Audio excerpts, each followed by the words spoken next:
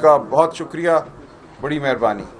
کیا آپ کو زحمت اس لیے دی ہے کہ پچھلے کچھ دنوں سے جس طرح عدالتوں سے سزائیں آ رہی ہیں، یہ میں سمجھتا ہوں پورے ملک کے لیے ایک لمحہ فکریہ ہے. ہمارے عدالتی نظام کو ایک آلہ بنا دیا گیا ہے، ایک آلہ شفافیت کا، آواز کو دبانے کا، جمہوری آئینی حقوق کو ختم کرنے کا. 10 سال کی سزائیں دی جا رہی ہیں. کس بنیاد پر؟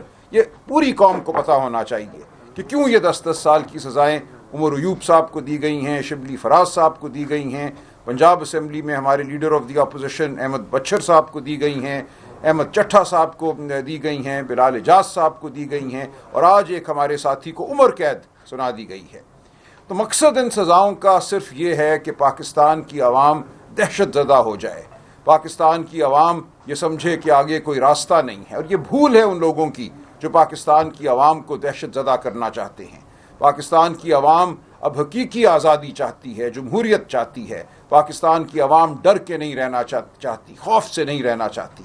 تو میں عرض کر رہا تھا کہ جو سزائیں ہوئی ہیں ہمارے دوستوں کو، عمر ایوب صاحب کو، شبلی فراز صاحب کو، دیگر جو ہمارے پنجاب اسمبلی کے ممبران ہیں، دیکھیں آپ کو پتہ ہونا چاہیے کہ یہ سزا کیوں ہوئی ہے. ان سب پر ایک الزام ہے. الزام یہ ہے کہ 9 مئی کے حوالے سے انہوں نے ایک سازش میں شمولیت اختیار کی.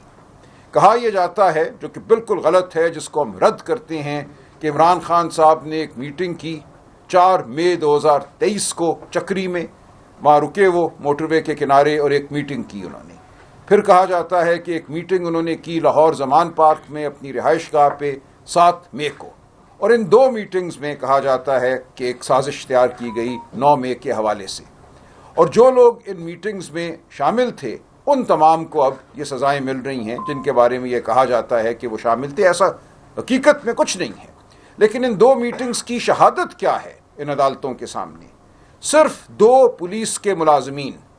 ایک ملازم یہ کہتا ہے کہ 4 مئی کو میں نے دیکھا کہ خان صاحب چکری، وہاں جو ایک کوئی ریسٹورانٹ تھا، اس میں بیٹھے گفتگو کر رہے ہیں اپنے ساتھیوں سے، تو میں چپکے سے سرکتا ان کے پاس جا کے کھڑا ہو گیا اور میں نے یہ گفتگو سن لی. دوسرا یہ کہتا ہے کہ 7 مئی کو میں کسی طرح خان صاحب کے گھر میں داخل ہو گیا، ان کے ڈرائنگ روم میں کسی طرح داخل ہو گیا، اور اتنی ایک خفیہ گفتگو جو ہو رہی تھی وہ میں نے بیٹھ کر سن لی، اور میں گواہی دیتا ہوں کہ یہ گفتگو ہوئی. تو یہ 2 صرف پولیس کے ملازمین کی گواہی ہے یا شہادتیں ہیں، جس کی بنیاد پہ یہ 10 سال کی سزائیں دی جا رہی ہیں. اور یہاں یہ یاد رہے کہ انہی گواہیوں کو سرگودا کی ایک عدالت نے، اینٹی ٹیررسٹ کورٹ نے، بالکل لغو قرار دیا تھا. اس عدالت نے یہ کہا کہ یہ ایسی گواہی ہے جس کو کوئی ذی شعور مان نہیں سکتا، یہ مذاق خیز گواہی ہے. یہ کہنا کہ دیکھے بغیر میں عمران خان کے ڈرائنگ روم میں داخل ہو گیا، پتہ نہیں صوفے کے پیچھے چھپ گیا یا میز کے نیچے لیٹ گیا، کیسے میں نے یہ بات سن لی، اس کے علاوہ کچھ بھی نہیں ہے اس تمام مقدمے میں جو سازش کا مقدمہ بنایا گیا ہے. تو ایک عدالت نے اس کو رد کیا. اس عدالتی فیصلے کے بعد سرکار کی اپیل ہائی کورٹ میں پڑی ہوئی ہے، اور یہ ہوتے ہوئے اس جج صاحب کے ساتھ جو ہوا وہ ایک علیحدہ کہانی ہے. گولیاں چلی ان کے گھر پر، مقدمے اور ججوں کے پاس چلے گئے. ان جج صاحبان نے اسی گواہی، اسی شہادت کی بنیاد پر اب یہ فیصلے دینا شروع کیے ہیں جو آپ کے سامنے آ رہے ہیں. وہ فیصلہ سرگودا سے آئے یا وہ فیصلہ فیصل آباد سے آئے. یہ ہے کل حقیقت ان مقدموں کی، یہ ہے کل گواہی، کل شہادت، جس کی بنیاد پہ قوم کے منتخب نمائندوں کو 10 سال کی سزا دی جا رہی ہے ان 2 ملازمین کی گواہی پر، شہادت پر. تو یہ پوری قوم کو پتہ ہونا چاہیے کہ کیا مذاق ہو رہا ہے اس وقت اس قوم کے ساتھ، اس قوم کی جمہوریت کے ساتھ.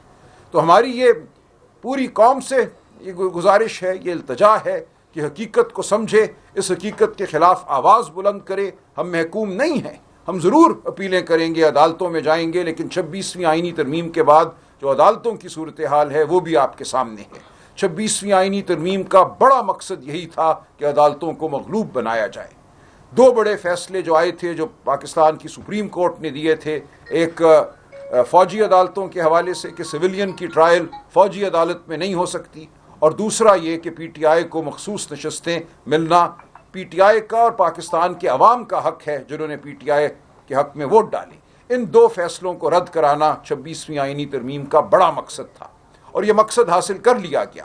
اس کے ساتھ ساتھ 26ویں آئینی ترمیم کا مقصد تھا کہ پورے عدالتی نظام کے اوپر ایک غلبہ ہو انتظامیہ کا، غلبہ ہو فیصلہ سازوں کا۔ تو وہ غلبہ اب ہمیں نظر آ رہا ہے، اس کے نتائج ہمیں نظر آ رہے ہیں، لیکن ہم پھر بھی لڑتے رہیں گے۔ ہم قانون کی جنگ لڑیں گے، ہم آئین کی جنگ لڑیں گے، کیونکہ پاکستان تحریک انصاف ایک تحریک کی انصاف کے لیے ہے، قانون کے لیے ہے، شرافت کے لیے ہے۔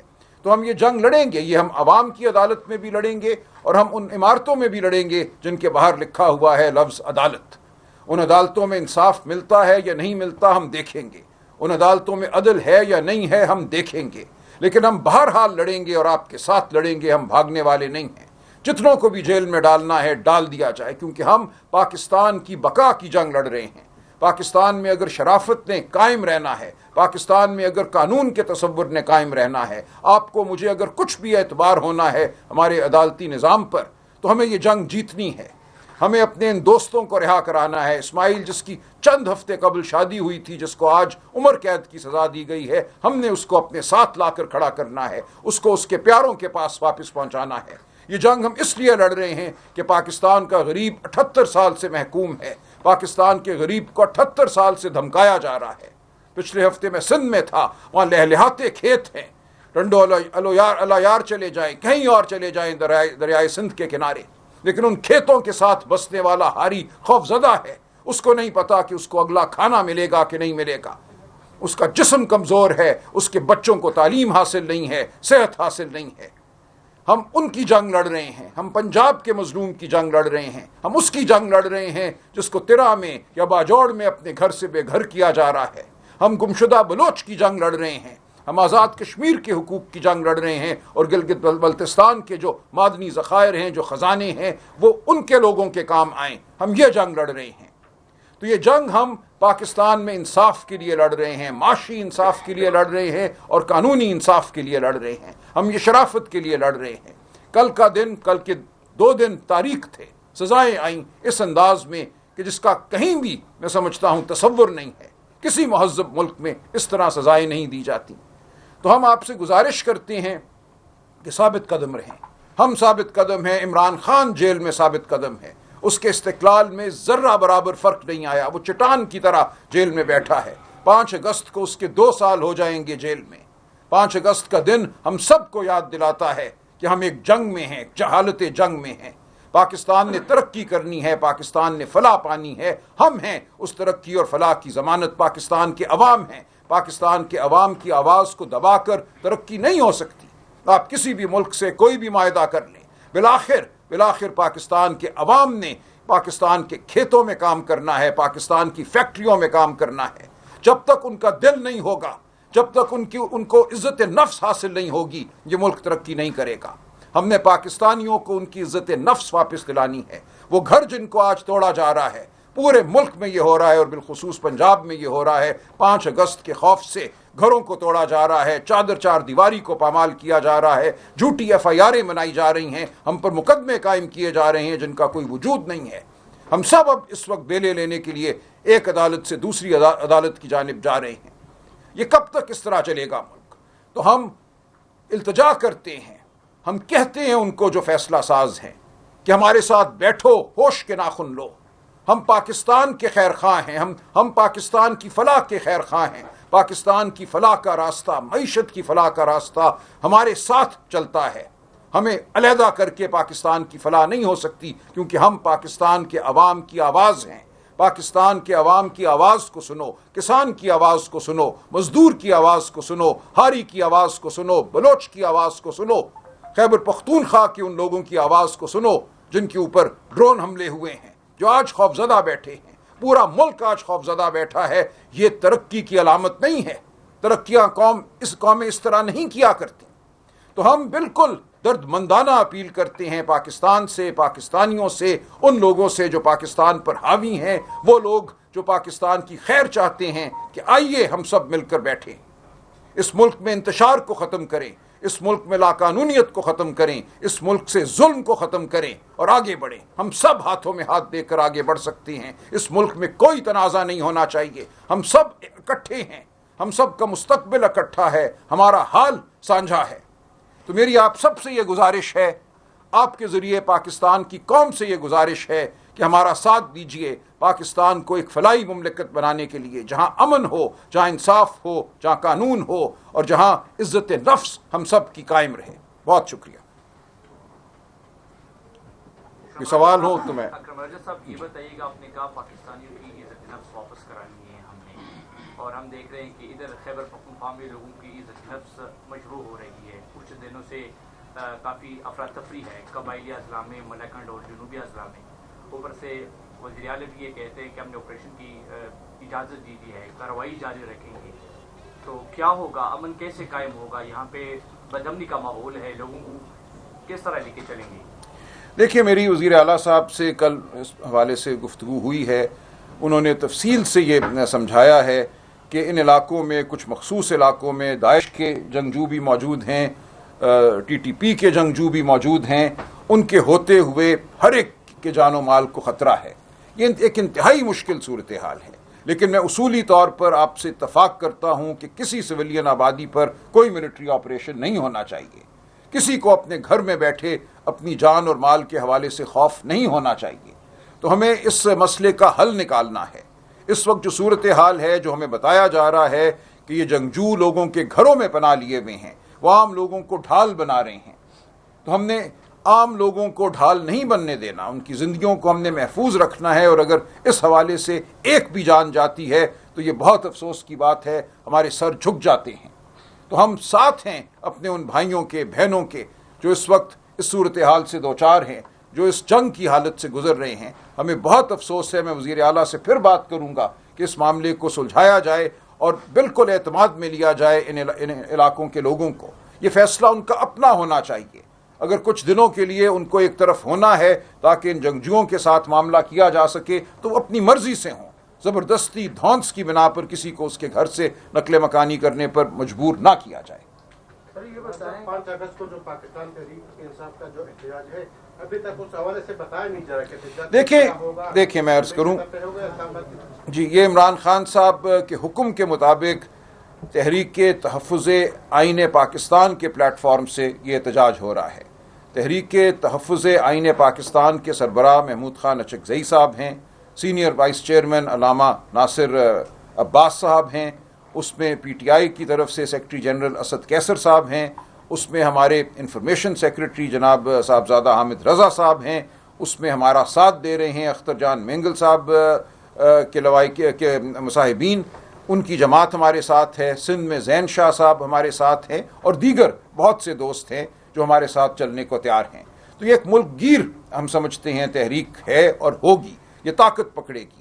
ملک کے دانشور ہم سے گفتگو کر رہے ہیں، ملک کے صحافی ہم سے گفتگو کر رہے ہیں، ہم پاکستان کی فلاح کے لیے، بنیادی حقوق کے لیے آگے بڑھنا چاہتے ہیں۔ یہ کوئی ایک دن کا معاملہ نہیں ہے کہ کسی نے ایک دن ٹرک پہ بیٹھ کے لوگوں کو لے کر کسی ایک شہر کی جانب آنا ہے۔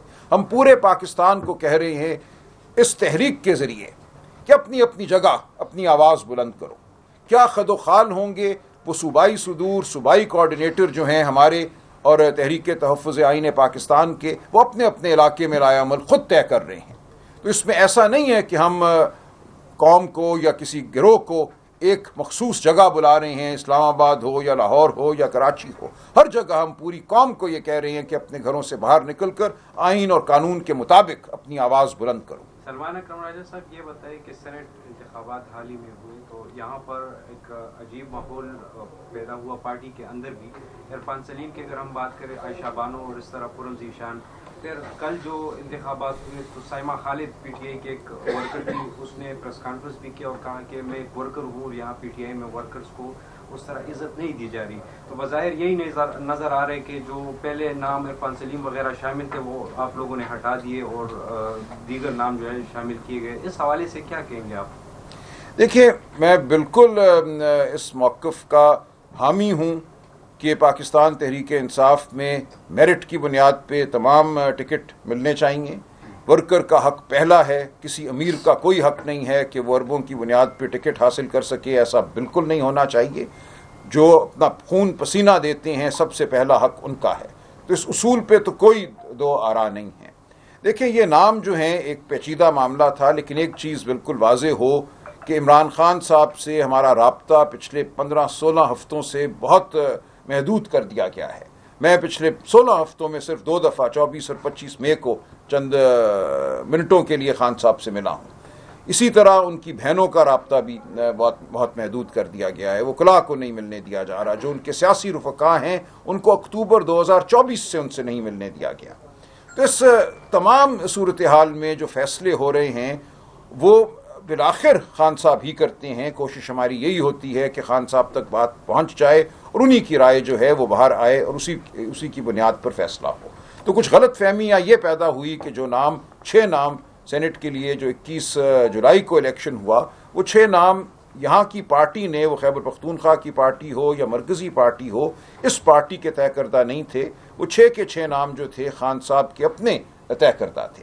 سوال صرف یہ تھا کہ کیا ہمیں 4 جنرل سیٹوں کے لیے لڑنا چاہیے ایک معاہدے کے تحت، یا ہمیں ایک 5ویں سیٹ جو عرفان سلیم کو جا سکتی تھی یا خرم ذیشان کو میں آنا چاہیے. یہ تنازع تھا.